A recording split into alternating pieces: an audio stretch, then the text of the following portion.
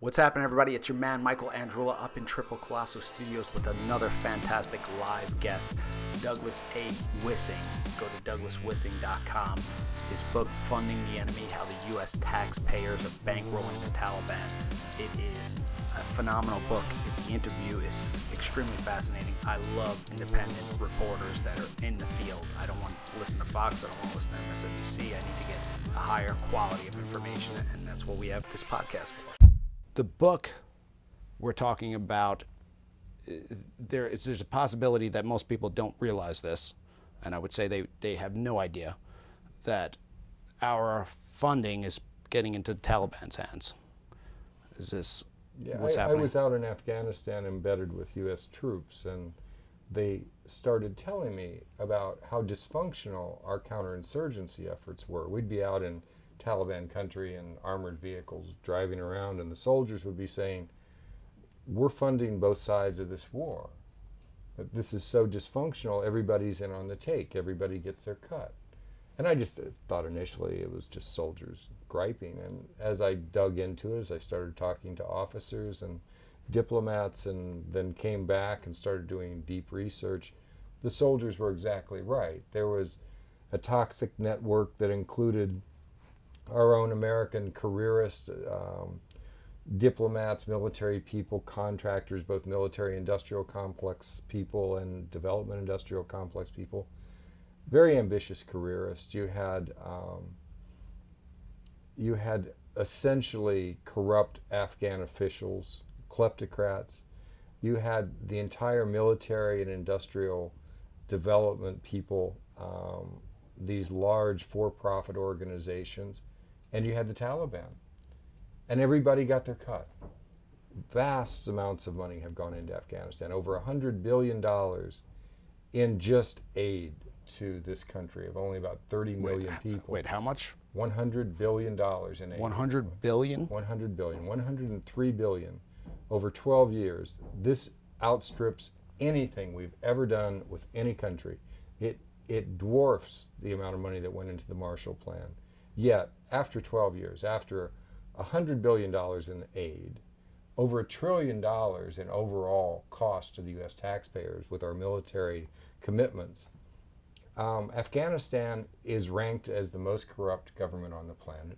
It is at the very bottom of all of the development indices, as it was before. We have blown $1 trillion of your money and not accomplished any of our military and diplomatic goals. As we know today, we're looking at yet another completely scandalously absurd presidential election that's rife with fraud, that is now threatening to blow the country apart. There's many observers are saying that violence will start Friday after prayers. It's basically blowing apart into the same tribal units that caused the civil war in the late 1990s that led to the Taliban's rise. The Taliban is forming now in groups that we haven't seen since 2004. They're starting to take complete control of large swaths of Afghanistan as we've withdrawn. They've been there all along. They've just been waiting for us to go. Well, they're the people. They are the people, yes. And this comes back, and it's a horrible thought, and this is why we should only have war in extreme situations, but the Romans were famous for assaulting the plains. When they invaded somebody, they killed everybody.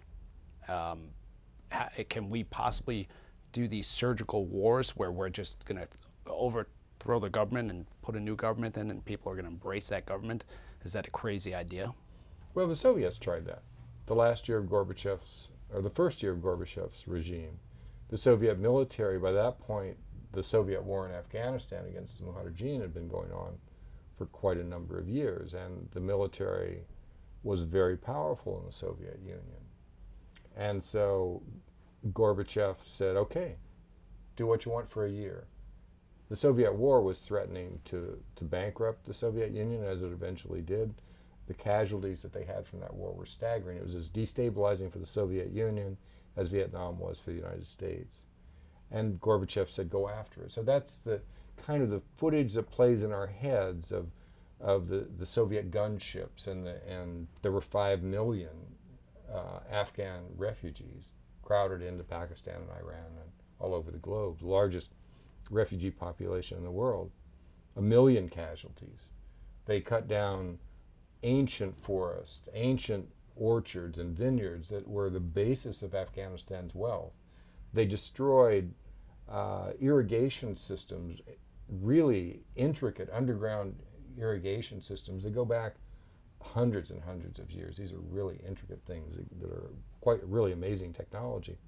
The Soviets did it. They did the scorched earth thing. They had 10,000 civilian advisors in Afghanistan with language skills. These were central, people from the Sovietistan. So they came in, these were Central Asian people with those kind of language skills, 10,000 to try to modernize Afghanistan, to do what we're trying to do with some, we're so arrogant. Why are we doing it though? What can we? It's a great way to make money if you're in the military industrial or development industrial complex. It's a good gig. The numbers that get, the dollars that get blown there are beyond your understanding. I didn't really get it at first, and then I really got it. It was just about burning money. Well, I did see some specials as far as like they've built entire power plants, stocked it with oil, and they haven't been turned on. Well, who has the import license? Afghanistan has no oil.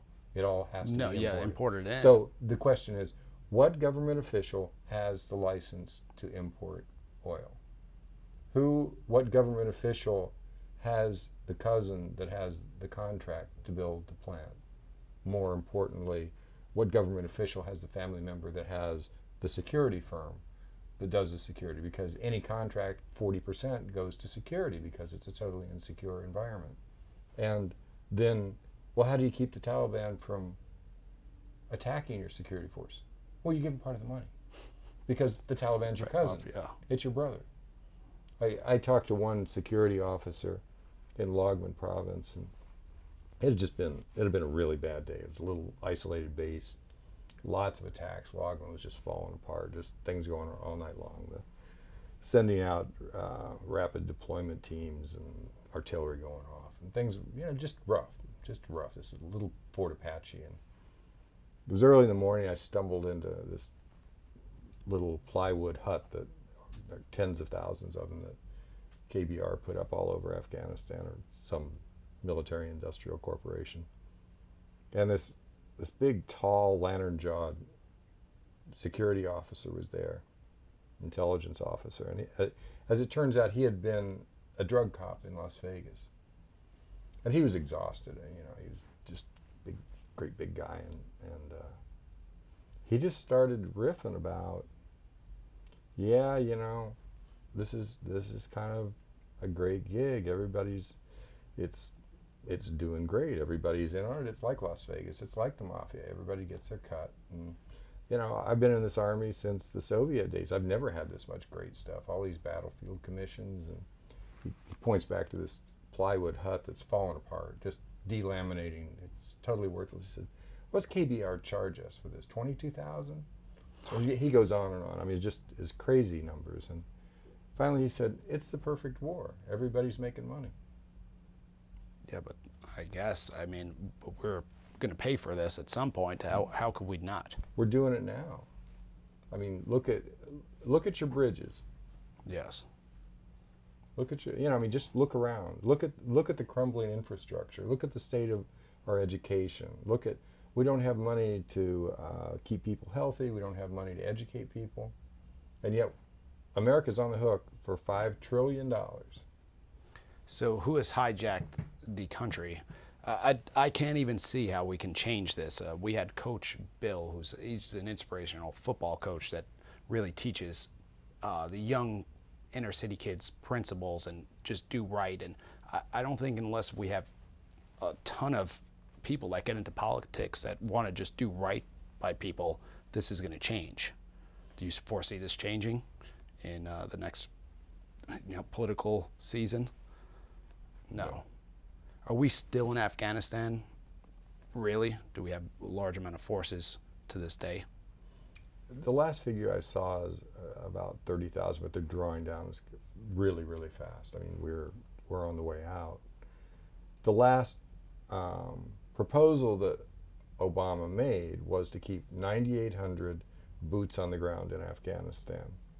However, that is an absolute smokescreen. What most people don't understand, we talk about boots on the ground. And boots on the ground have to do with a soldier being deployed into a given post for a certain period of time. That's that figure. We had 109,000, 68,000, 34,000, 9,800 is what he's talking about. We have no bilateral agreement, by the way, so there's no legal basis at this moment for us to be in Afghanistan because Karzai refused to sign a bilateral security agreement. However, that's the proposal, 9,800. That is a total smokescreen because that doesn't include special ops teams that are in there for much shorter deployments. And there are, it's a hidden number, but tens of thousands of special ops troops running around there. They're vast. Last time I was in Bagram Air Base, which is the last U.S. major base there, that will be the final redoubt. They were building these gargantuan barracks for special ops, and everybody was really, really envious because they had bathrooms inside there, as opposed to having to walk a quarter mile to a train. If you were there, you too would be excited. With major long-term commitment of special forces. When I talk to, across the spectrum of military people, when I talk to special ops and special forces people, they think they're going to be there a long time. However, their programs that they've set up are falling apart all over the place. It's falling apart right now. We're in the process of watching a rapid devolution this moment. The 9,800 figure does not include the special operations, and more importantly, it doesn't include the private contractors. Yeah, this is an interesting way of, you hear, I'm envisioning private contractors as guys just going and building a house, but these are... No, these are things like Blackwater is the name everybody knows. They've changed. Yeah, they're Academy now. Last time I checked, they were Z and then they became Academy. So they just hire mercenaries? They're just one. There are dozens of those kinds of people, and then there's dozens of these development corporations that are for-profit development corporations that get these tens of millions of dollars, sometimes hundreds of millions of dollars in grants and contracts to go in and do stuff that they, it's just pouring money into the sand pit. Hundreds, there's tens of thousands of private contractors. There were references to 2 contractors for every soldier in Afghanistan. Wow. Because we've never privatized a war to this level. All this stuff has been outsourced. So that's all of it. The drones, the radar guy up on the hill, the ladies behind the serving line in the dining halls, the laundries, from the most sophisticated down to the most menial. That's all been outsourced in this war. Never before. So, do you think this was the initial plan? Do you think, or they it's just an outgrowth of the way we've been doing things since the Reagan era. And this is the logical outcome of it. Really? Mm-hmm. That's a lot to take in. Just there. Is there any hope? What did you enjoy the country and some aspects of it? Oh yeah, the Afghans are great people. And it's a beautiful, incredibly austere country, but it's a beautiful country. The Afghans have been suffering through 30 years of war, 35 years of war. They're great people. I've met so many extraordinary Afghans, but they've been pawns in a great game for a long time. And some people say that the Afghans have national PTSD, and I don't think it's really that extreme to think about it that way. But they've got great senses of humor. I met with a bunch of Afghans after I had been out in the war zones for a while on my last trip. I came back through Kabul because I was determined to find something that I could be hopeful about. I had seen nothing but dysfunction everywhere I went. People would tell me stuff kind of in front of the curtain, and then you get behind the curtain and they go, yeah, well, I got to say that. But, I mean, this is all going down. And I got into Kabul and I started interviewing a broad range of Afghan people. And this one government minister I talked to, we were sitting up in his office, and it overlooked this little kindergarten, a really lovely little kindergarten, which Afghans make on average $400 a year. Wow. Kabul people are much richer. Government officials are far richer. He had a very nice suit. We're looking down on this little, very nice little kindergarten, like you would see in Hoboken. And I said, wow, that's pretty nice. He said, yeah, the CIA built that for us. And I'm thinking, why did the CIA build a kindergarten? And he said, who knows why the Americans do these things. Wow. But the thing he told me that I really loved is one of my stock questions that I would ask these people I would interview is, well, what do you think is going to, how are you feeling about the Americans and the international people leaving? How's that going to work? And he sat up and he said, well, I am hopeless, but optimistic. That's funny. and I thought, and another guy, hopeless came up a lot, but another guy said, I'm hopeless. I'm Afghan. What else can I be? You know, they go, we'll make it, you know, and so my hope comes, my optimism comes from, once we get out, we have totally destabilized this country. This is a country of 30 million that makes $400 per annum. Yeah. And we have dumped in a grotesque amount of money that's completely destabilized everything. And the Afghans will sort it out. Most people are saying there will be another civil war, another tribal civil war. I don't see any alternative. I think that we're heading straight for that. But the Afghans will sort this out in the Afghan way. Who's controlling the opium production at this point? Because the leadership. Because there was a news clip where the soldiers were guarding the opium. Oh, I've heard people talk to me about Marine patrols being instructed, be very careful when you're walking through the poppy fields. Don't hurt any flowers. How could that be publicly put out? Shouldn't we be doing that behind? Well, the warlords we reached out to at the very front end of the war, those were the opium lords. Yeah. Those were our allies. Okay. We have to remember the Taliban wiped out opium poppy production in their last year there. There was virtually nothing. Now 90% of the illicit opium in the world is grown in Afghanistan. And I thought it was farmers with hoes. I was in Helmand, there are opium poppy fields to the horizon. We're talking about plantations like with tractors. We have wheat and they have opium. You know, we build irrigation fields. Those are used to water the opium. And it's all controlled by higher ups in the Afghan government. This is one of the worst governments on the planet. We made it. We did it. This is us. I don't want to do. I don't want to do. I don't think we can. What can we do? When we get involved, it seems that we've just made it a lot worse. So we're like, we need to do more. But if we do more, we're just going to set it back further. That's my perspective. Is we just need to get we need to get out. We're not doing any good. We're not doing the American taxpayer any good. We need to do nation building here at home, as President Obama has said. We need to change our focus. We blew it. But that seems like that's not on the agenda. It really does. Well, that's not what the leadership wants to do, but the sense I have is the consensus among Americans is that's what they want us to do, is we need to remove our troops. And I see a growing consensus in Washington among, albeit dissident, congressmen. But it's a good gig. It's a good gig for those kinds of folks. Yeah. But we're wasting everybody's money, and we're destroying tens of thousands of lives. And the question becomes, so we've spent $1 trillion. We've had well over 100,000 soldiers, plus hundreds of thousands of highly paid contractors, plus special ops beyond your imagination. And this is where we've come to. Here we are.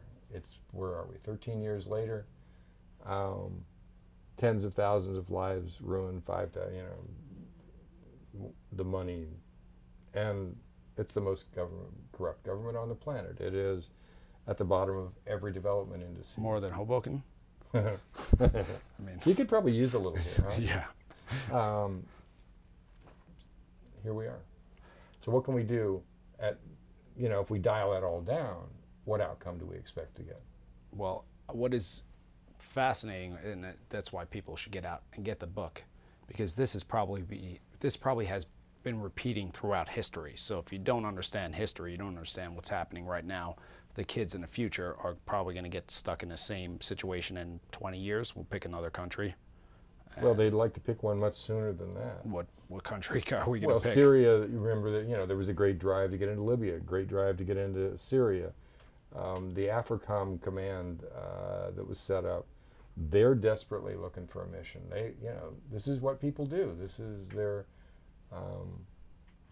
whether you're a soldier or a commander or a private contractor, this is your gig. So you want that to happen. Yeah. What's the next one? Where do we go? Wow, that's incredible. So we would need them to attack Camden for them to rebuild Camden? It's actually, the soldiers loved this movie that was on YouTube called The Mouse That Roared. Have you ever heard of this? I've heard of the term. Yeah, The Mouse That Roared was a British book that was published in the 60s, and then a movie was made of it, a British movie, maybe in the 60s. It's kind of like a Peter Sellers kind of movie. And the crux of the story is it's a small European country, think of, I don't know, Andorra or Liechtenstein or something like that. And they're going bankrupt. They have no assets. There's nothing, and they don't know what to do. And somebody comes up with a bright idea that they need to declare war on America. And the politicians are saying, we'll get killed. This won't work. And they said, oh, no. They'll invade, we'll lose, and then they'll bring all the money.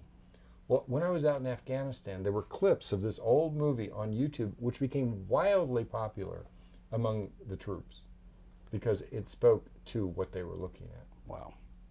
Hopefully the other countries don't start picking up. Certainly Pakistan, I believe, picked up on that right away. How much money were we giving them to aid in the Osama bin Laden search? I think it was like 200,000. Well, this goes back to we were giving us and the Saudis were giving them crazy amounts of money in the Soviet fight, and that's where all the madrasas got set up and all that stuff. Yeah, we were feeding Pakistan a lot then, and then just recently there was the Lugar-Carey Act that gave Pakistan a staggering amount of money that hasn't gone well, but we dumped a crazy amount of money on them just in the last 6-7 years. How was and this is the treatment of women? I see a lot more information in Pakistan where the treatment of women seems to be pretty bad. Is it about the same in Afghanistan?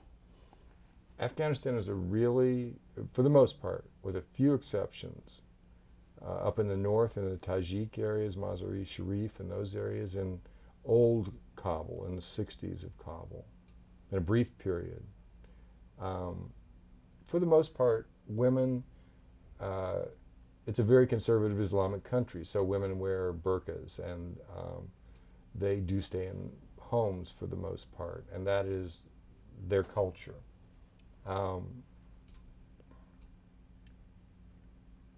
And we have done a lot of women's empowerment programs there.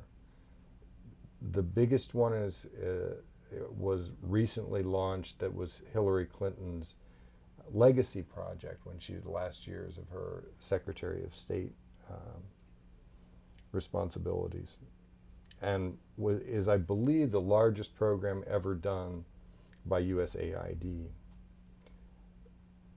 Where it gets very complicated is, again, there's a phrase that's called phantom aid, where you contract a lot of money, but very little of it actually gets to the people for whom it's intended.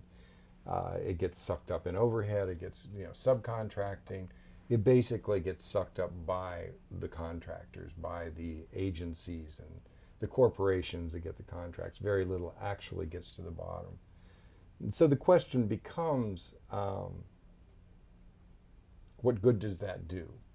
I spent a fair amount of time in a province called Host, over on the Pakistani border, a very volatile province that never surrendered to the Soviets, has been a hotbed of insurgency activity. It's an extremely fundamentalist society up in the mountains. It's a fascinating place. And the whole time I was there, I went out, I was told to interview an Afghan woman. And I said, well, this is really, really complicated. I can not only get killed, the woman can get killed, her family can get killed. This is a wholly different society. You can't just do that. But I was being a good journalist, and I was asking, because there was a woman who was the Minister of Women's Affairs in the province. And there was a colonel that I was working with who was a female colonel, had been in the Army for a long time. Really extraordinary woman. And I said, Colonel Chastain, I'd really like to interview the Minister of Women's Affairs. So this would be a very progressive woman, And she started laughing, and she said, Doug, I've been here for 6 months. I haven't met an Afghan woman. Wow. And I continued, and it went on and on. She said, and actually, the Director of Women's Affairs isn't here now. She's in Kabul because her car got blown up, And we would be on patrols up in the mountains, up in the villages, heavily armed people. We're all wearing 50 pounds of body armor and helmets, and the soldiers are carrying automatic weapons, and there's an attack helicopter circling overhead. We're going through the village to try and talk to them about giving them better wheat seed or something. And if you'd come around a corner, if you would see a woman with her husband, completely covered in a burqa, you would see these soldiers going, oh my God, oh my God, oh my God, backing up, stumbling over one another, get back around the corner, oh my God, we saw a woman. And because that was so wrong. We couldn't see women. Can we tell them, you never, privately, they had a candid conversation, even in Kabul, and said, I disagree with this? I know it's their culture. Well, sure you can, but I think you've got to put yourself in their position. So let's imagine that the situation is reversed. You got to remember, we're pulling up a convoy of these incredibly heavy, giant armored vehicles. Guys jump out looking like stormtroopers. Mm-hmm. You set up defensive perimeters. You call in air cover. And you come in and you tell them what they should do. And essentially you're walking into the 13th century. So if we reverse that, and suddenly there's 8-foot-tall Taliban on giant magic carpets coming in, hopping out, and telling you that your wife needs to wear a burqa, I suspect you'd be looking for a shotgun, wouldn't you? Yeah, probably. I just worry about the idea that they're part of their culture, and just that they're never going to. Do you believe they'll advance past that? If we leave 100 years past 1,000 years, are they receptive to information books? I can't speak to that, but I can tell you what Colonel Chastain, the female colonel I was telling you about, when I would ask her about this, she said, well, I think this is for the Afghan women to sort out. Mm-hmm. Just like American women had to fight to get their votes and to get our rights. And she's been part of the Army back in the bad old days. And females in the military still have an incredibly challenging job. However, it's way better than it used to be. Mm-hmm. And they've done that. And I didn't have an answer to that. Well, it is the Afghan women. And then I go back to, I'll tell you a story about chickens. I met this guy who was a development consultant. And I was on a base in Ghazni province. And he had a contract with one of the military teams to do a particular kind of development. He's a British guy, and there's a thing called post-conflict development, where you can get a degree in post-conflict development and go all over the world and do this after-war stuff. He was a really smart guy, and we're sitting across from one another, these two desks butting up to one another with two computers. We both were on our laptops, and I started talking to him about these issues, failed development and phantom aid and those kind of things, and he's talking to me out of the corner of his mouth because we're surrounded by all these military guys, and he said, give me your email. You know, so I give him, so bing, here comes stuff from him. You know, and he was a funny guy. And at one point he said, well, you know, these women empowerment programs with chickens. He said, they're all over Afghanistan. Man, you can get a contract to do the poultry project for women anywhere. Everybody does it. The military does it. These private contractors do it. USAID does it. UN. Everybody's got these poultry projects, which is you hand out some money to women, to village elders, to gather up women, maybe $10 for them to come. And they, of course, they make $400 up in that area, $200 a year. So $10 is a vast amount of money. You gather up dozens of Afghan women. And then a guy comes and teaches them how to raise chickens. And then they give them, I don't know, a dozen hens and a rooster, and they go off. And the theory is then the women have a way to raise money to take the eggs to the market and to help their families. And it all kind of sounds good. But what happens is the women come, and of course this program has cost, you know, $1 million. It's just nuts kind of money. And everybody sits there, they listen to yes, and then they get their chickens and they take the chickens and they sell them in the marketplace. And that's the end of that. Or they all die, one or the other. And this fellow, the British man, he said, yeah, I knew this one guy where he said that poultry project, you know, that would have been cheaper if we had taken them up in an airplane and dropped those chickens by parachute. I want some of that government money. I mean, so, you know, it's just, and people can't really fathom. No. You can't get a small, the stories go on and on. You can't do a small contract. That won't work. There was one guy who told me about finding a fix for land title problems in Afghanistan, where there's all these conflicting land titles. There was the land titles from the king, then the Soviet era, then during the Civil War, then our period, and they you know, they lay on top of one another, and it's a mess. And there was an international attorney who came in early in the war, and he had seen a solution in North Carolina that had kind of a similar problem. Their software cost about $300,000, and they could eliminate most of the land title problems, which is a big problem. You can't get a mortgage because you don't have a clear title. It's a complicated thing. $300,000, and this is a smart man. He felt pretty confident that this would fix it. And when he told me this story, I heard the $300,000, and I thought, this story is not over. This does not make sense. They'll never do this. And he went on, and he said, of course, the embassy wouldn't let me do it. USAID went crazy. And they finally gave, I lose track of the numbers, but a $30 million contract to one of the major development companies to study the problem. And then, of course, predictably, the development company came back with, well, we've done this study, and our recommendation is you do more study. And the actual solution was $100 million. Yeah, you know. Sure. Well, how do I get... And it's still not fixed, of course. How do I get in a position to be a blood-sucking government contractor? I don't even know how to get into the industry. I think you know enough. Oh, you think I know enough? Yeah. Do I have to first get a politician? I need to get a compromised politician? Or you just go up there and bid? Make backroom deals? You probably need to form a partnership with a former USAID official. Somebody write that down. I think you need let's see, you could do kickboxing to aid wounded warriors. Okay, good.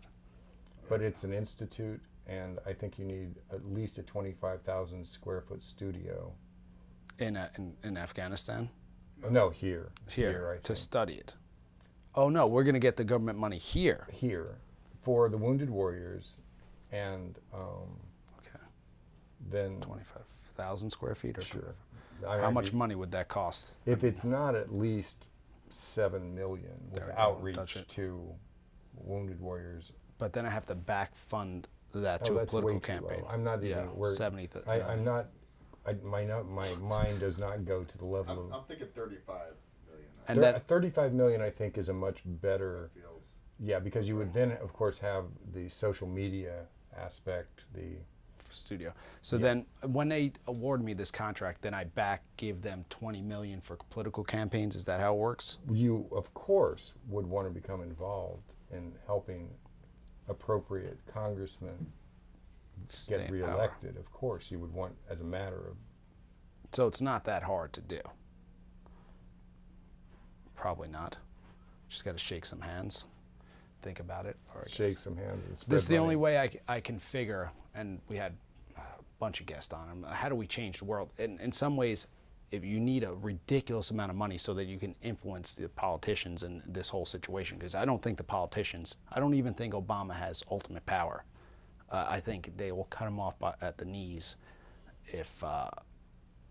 could he even do anything when he gets in day one? Do you think they just explain how this is really going to work, or do you think he knew before he even stepped in office?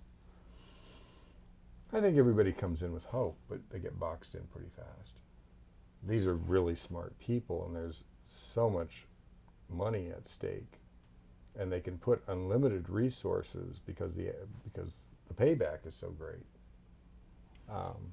This is just a large-scale pay-to-play. In New Jersey, pay-to-play, they published one year, $10,000 in campaign contribution would get you like $100,000 in contracts. So this is just scaling it up. And it's legal. And it's legal. This is what the Founding Fathers envisioned. Not that I know of. So how did we go so wrong? Was the Reagan era before then? The rise of privatization, the rise of K Street and lobbyists, the power of the corporations, and of course the recent Supreme Court decisions. This goes back to the late 19th century with declaring corporations to be people, and it does go back a long way, but the last 20-25 years it has taken on a whole another aspect. And I used to, when I would speak at universities, students would ask me, what should we do? And my advice was change campaign finance laws. I would sat in congressional offices and you watch the lobbyists come in and see how it goes. And it doesn't take a lot of imagination. You can see how it goes. And people want to hold on to their power. And there's no other way to do it. We have to make it, they say change, what can we do? Limit how much everybody can give, or just make it that it's a public fund? First thing we need to do is, and I get in arguments with Democrats and Republicans who just say, I will never vote for a Democrat, or I'll never vote for a Republican. I don't want to just choose between these two. I actually don't want them, congressmen or senates, making choices. I think we should put it out to the public. Everybody votes. Well, they have that in Australia, mandatory voting, and there's a concept called donkey votes, where you just go in and pull any lever because they make you do it. Well, what if you did it on, we do banking online? Couldn't we just do a vote? Do you really think that some of these politicians should be making decisions for us? They're barely hanging on to reality. Well, you get that in any system. Yeah, but what are we going to do? The more educated public, perhaps? No? I'm a reporter. Okay. Well, I mean, this has been pretty enlightening. I want to leave it with a positive thing they can do. I think education is part of this. Most Americans, especially if you even pick New York, I don't think they have any idea this is going on at all. Well, I would tell people to encourage their elected officials to get us out of Afghanistan. It's not doing any good, and it's wasting grotesque amounts of money. Are we just printing up the money anyway, though? In some ways, I was thinking maybe it's a strategy where we give them aid, which is literally just pieces of paper or numbers that we've created. So now they're more dependent on the dollar.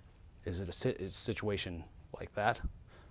We're not accomplishing our military and diplomatic goals. What we've been doing has not worked. It's been a grotesque failure. Dylan, you give me hand signals? No. Oh, how much time do we have left on the... How much time do we have, Christy? We have 22. Cool. So is there... Can you take us through maybe a 22 more minutes? Yes. We're just going on and Yeah, on, we're- aren't we? we You're going to can- edit all this out, aren't you? No, this is going to be long format is the only way to really learn about a topic Okay. and have a conversation. And luckily, I think the internet is helping. Dylan makes fun of my, couple Brazilian listeners and my South Korean people, but Steve Maxwell and some of the other, a lot of them were international audience. So I was hoping that if there could somehow be another group, a world group that will bypass the governments. Say if maybe we need an alien to come. Is that the only way we will create a world that we don't make money from killing people? I mean, that's the worst part. We're taking people and turning them, creating wars. Not that we should have gone into Afghanistan initially. Do you believe that to be true? I thought it was inescapable that we would. But But everything after that has been pretty much a mess. It didn't take us long to mess that up. And there were so many times that we have to remember, we get the Taliban and Al-Qaeda confused. Mm-hmm. And to a certain extent, there can be a case made that we shoved Al-Qaeda, which is an Arab group. These are not Afghans. These are totally different people. The Arabs are different from the Afghans, who are Caucasian people. And to a certain extent, we shoved them together because when the Taliban took over after the Civil War, they really wanted international recognition. They wanted our recognition. They wanted in the UN. That was, to a certain extent, why they wiped out opium production. They were very fundamentalist people, absolutely. And we cut them off. They were an enemy we could afford to hate. And so they became a pawn of our own domestic politics.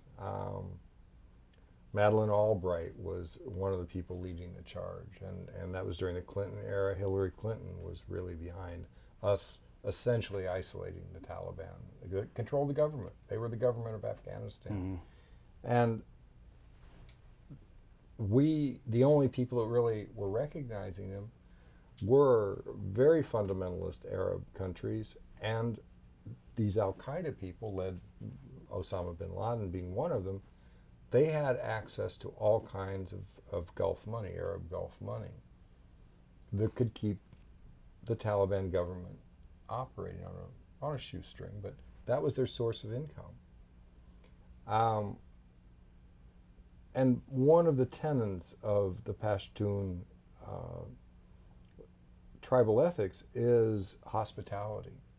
There's great stories of a Pashtun going to war, and it's a warrior culture, and his vanquished enemy comes to him and demands hospice. And their culture absolutely requires that that's what they have to do. And there's stories of, your old enemy is at your house and everybody's half starving because he's eating out of house and home, but it's not a question, that's what you do. Well, to a certain extent, that was the situation after 9/11. We had kind of forced, some people say, we forced Al-Qaeda and the Taliban together. And then after 9/11, the Taliban, these Pashtun people, were in a very awkward cultural moment. And there were ways that we could have done it. It's been documented that the Taliban reached out to us, the government officials reached out to us, trying to determine how they could give up Osama bin Laden and stay within their cultural tenets. And we didn't want that. They tried to surrender in a certain way. We wouldn't accept their surrender. And so we sort of brought all this on. And in terms of Al-Qaeda today, even as long ago as maybe 2010, 2011, the estimates were there were only maybe 40 Al-Qaeda left in Afghanistan. They're long gone. So this brings me to, what's funny is when you mentioned we're not accepting those, Dick Cheney was recently on Fox where they finally sandbagged them because they'll turn on, and he's blaming Obama for Afghanistan, which is kind of laughable.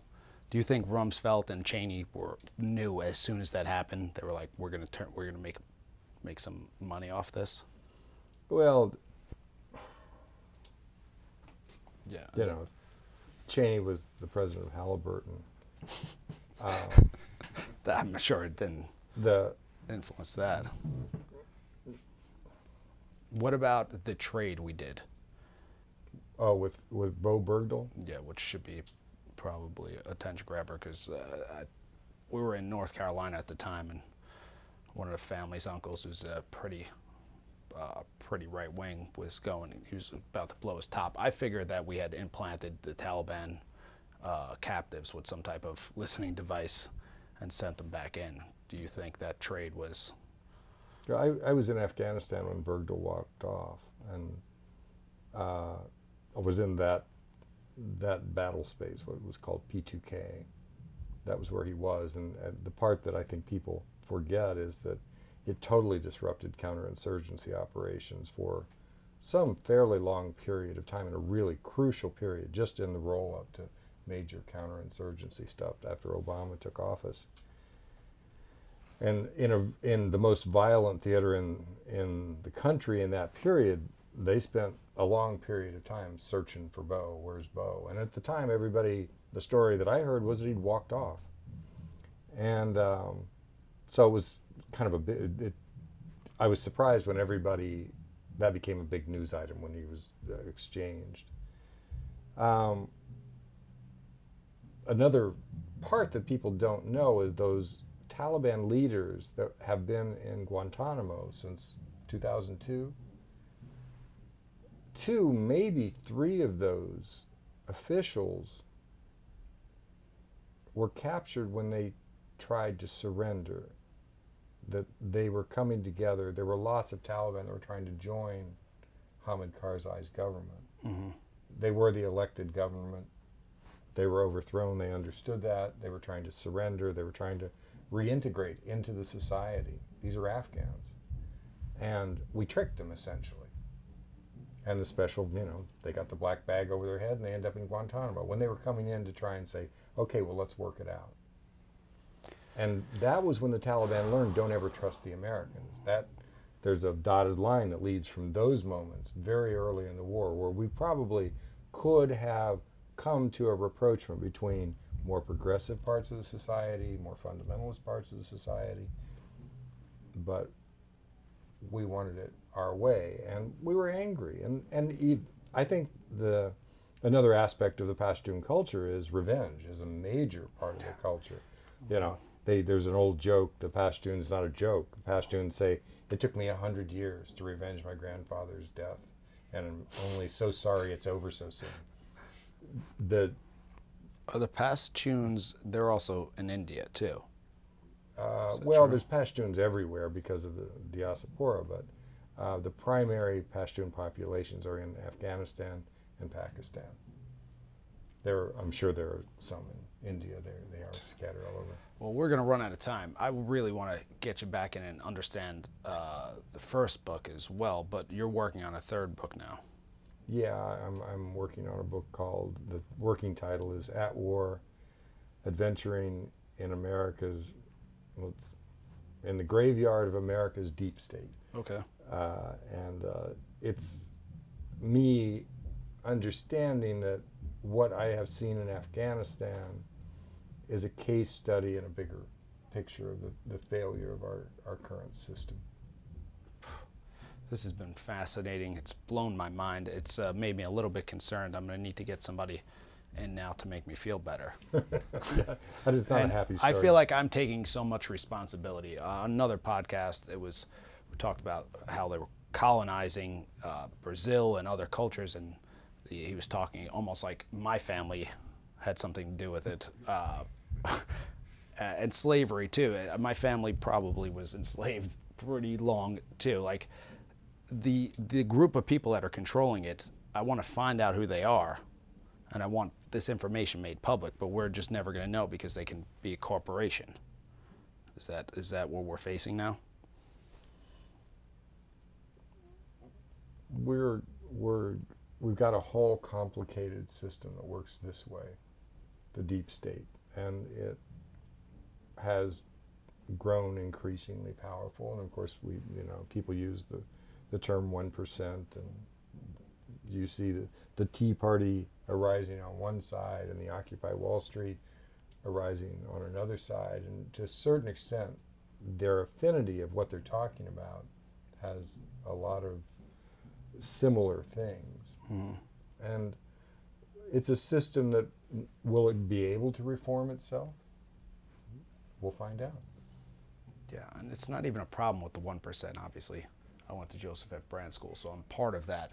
But it's the people in the 1% that are just leeching money from the taxpayers in a way where they can say, I can make $100 million this weekend by going down to Washington and shaking some hands and getting a contract that does nothing.